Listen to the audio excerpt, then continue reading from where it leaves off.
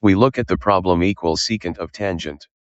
We do this to see our starting math sentence. This is the original equation we need to solve. We find that the function is composition of secant and tangent. We do this to see how one function sits inside another. Composition means one function is inside another function. We plan to use the chain rule for the derivative.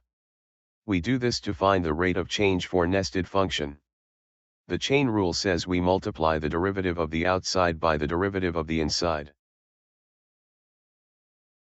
We write dy divided by dx as secant of tangent times times the derivative of tangent.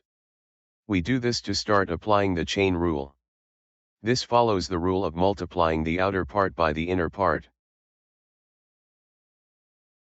We note that the derivative of secant is secant times tangent and the derivative of tangent is secant squared.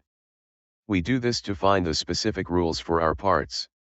These are the standard math rules for these trigonometric functions. We replace the derivative of tangent with secant squared. We do this to finish finding the derivatives for both parts. We use the rule that the derivative of tangent is secant squared. We move the terms around in our answer. We do this to make the math look neat and easy to read. Moving terms does not change the value of the expression.